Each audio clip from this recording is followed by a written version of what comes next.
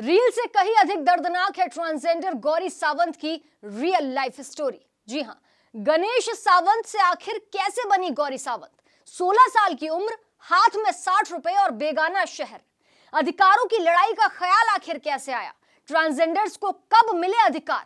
अधिकारों के लिए फिर मिलती रही तारीख पर तारीख।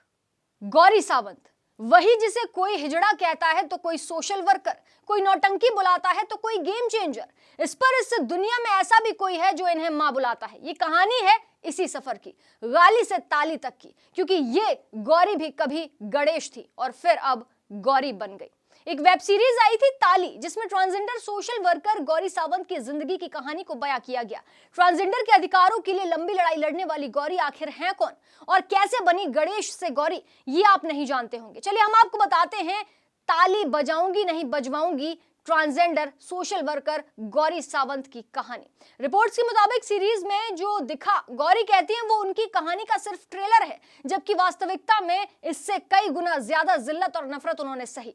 उन्होंने कहा कि लोगों को हमारे समुदाय को देखने का नजरिया बदलना होगा, सकारात्मक बदलाव आएगा। हम भी नॉर्मल घर में पैदा होते हैं, किसी दूसरे ग्रह से नहीं आते, एलियन नहीं है हम। ट्रांसजेंडर को बराबरी का मान सम्मान मिलना चाहिए, उन्होंने ये कहा और ये मान सम्मान मिला भी। दरअसल पुणे के एक मराठी परिवार में 2 जुलाई 1979 में उनका जन्म हुआ। पापा पुलिस में थे और मां हाउसवाइफ। जन्म के समय डॉक्टर ने कहा था कि सावंत सर बधाई हो, बेटा हुआ है। एक बेटी के बाद बेटा पैदा हुआ था, इसलिए मां पापा खुश थे। पापा ने पूरे अस्पताल में मिठाइयां बंटवाई, बिल्कुल वैसे ही जैसे किसी राजा को खुशी सुनाई जाती है। तलवार खुशखबरी सुनाने वाले को जब दी जाती है तब वो और खुश हो जाता है। बता दें कि उन्होंने कहा कि मेरा प्यार से नाम रखा गया गणेश नंदन। घर में लाड प्यार मिलता था, हर एक फरमाइश पूरी होती थी। छोटी छोटी खुशियां, पसंद नापसंद, हर चीज का ख्याल रखा जाता था।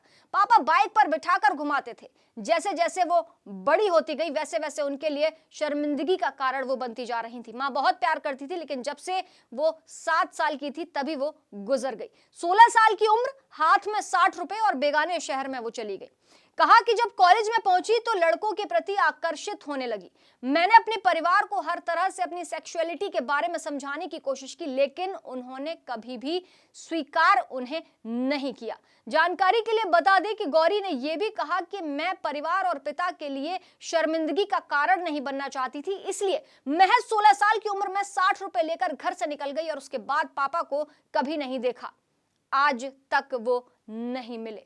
पुणे से मुंबई आ गई। उस वक्त यहाँ ना खाने को खाना था, न रहने के लिए घर और ना ही कहने को कोई अपना था। भूख से जान जा रही थी। सिद्धिविनायक मंदिर में पहुंची, वहां लड्डू बट रहे थे। लाइन में लगकर लड्डू खाए, खाना खाया, दूसरी बार फिर लड्डू लिया और तीसरी बार जब लेने गई तो उन्हें भगा दिया गया और फिर वो स्टेशन पर ही सो गई। फिर उन्होंने सोचा कि अब वो ट्रांसजेंडर के हक की लड़ाई लड़ेंगी।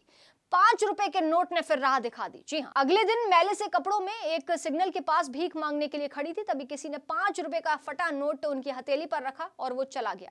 उस नोट को देखकर वो इतनी हैरान रह गई कि अब उन्होंने सोचा कि वो भीख नहीं मांगेगी। फिर फैसला किया कि मुझे लड़की बनकर ही जीना है, साड़ी पहननी है, गहने भी पहनने हैं, मेकअप कर सजना संवरना है, लेकिन भीख नहीं मांगनी और ना ही गंदा काम करना है। मुझे मेहनत की कमाई खानी है और सम्मान की जिंदगी जीनी है। इसके बाद मुंबई के दादर में ही ट्रांसजेंडर कम्युनिटी के साथ फिर गौरी ने रहना शुरू कर दिया और इसके बाद फिर क्या हुआ ये भी आपको हैरान कर देगा। हमेशा के लिए फिर गणेश से वो गौरी बन गई। हर दिन पेट भरने के लिए, 4 पैसा कमाने के लिए जुगत भिड़ाती। गुरु से बात की तो उन्होंने काम करने की इजाजत दे दी। ग्रेजुएशन तक पढ़ाई लिखाई की, इसलिए हमसफर ट्रस्ट के साथ जुड़कर किन्नरों और देह व्यापार से जुड़ी महिलाओं के हित में काम करने लगी। यहाँ से जो पैसे मिलते थे उससे उन्होंने अपनी ही आगे की पढ़ाई को पूरा किया ताकि वो हक के लिए लड़ाई लड़ सके। इसी ट्रस्ट की मदद से खुद की विजनोप्लास्टी सर्जरी कराई और हमेशा के लिए गणेश नंदन से गौरी सावंत बन गई। साल 2000 में सखी 4 चौधरी नाम एक संस्था बनाई, जिसके जरिए किन्नरों के हित के लिए काम करना शुरू कर दिया। अधिकारों की लड़ाई का ख्याल कैसे आया ये भी बता देते हैं। दरअसल जवाब में गौरी ने कहा कि मेरी एक ट्रांसजेंडर दोस्त ने खुदकुशी कर ली तो उसकी लाश वॉशरूम के बाहर जमीन पर फेंक दी गई। न कोई सुविधा मिलती और न सरकारी योजनाओं का लाभ।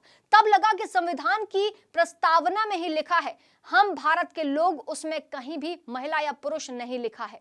तो फिर ट्रांसजेंडर से इतना दोयम दर्जे का व्यवहार क्यों? हम लोगों को कोई अधिकार क्यों नहीं? जब आपको कृष्ण का मोहिनी अवतार भाता है, अर्जुन का शिखंडी भी जमता है, स्वामी समर्थ के अनुपूर्णा रूप से भी कोई दिक्कत नहीं, तो फिर स्वीकार ट्रांसजेंडर को क्यों नहीं किया जाता? बस यही बात हर वक्त उन्हें कचोटने लगी। इसके बाद साल 2009 में किन्नरों को कानूनी मान्यता दिलाने के लिए अदालत में एक याचिका लगाई थी। ट्रांसजेंडर्स को कब अधिकार मिले ये भी बता देते। नाज फाउंडेशन ने उनके अधिकार देने की उन्हें लड़ाई के लिए आगे बढ़ाया। फिर नेशनल लीगल सर्विसेज अथॉरिटी ने इसे जनहित याचिका का रूप दिया। अदालत में 5 साल तक बहस हुई, तारीख पर तारीख मिलती रही और फिर साल 2014 में वो दिन आया जब सुप्रीम कोर्ट ने ट्रांसजेंडर को कानूनी मान्यता दी। उन्होंने कहा कि हमको भी वोट डालने का अधिकार मिला, हमारा भी आधार कार्ड बना, मृत्यु प्रमाण पत्र बनने की अनुमति मिली और फिर हुआ जिंदगी का ये नया सफर। गणेश से गौरी बनने की ये थी कहानी, जहां उन्होंने अपने साथ साथ बाकी ट्रांसजेंडर्स को भी अधिकारों का हक दिलाया।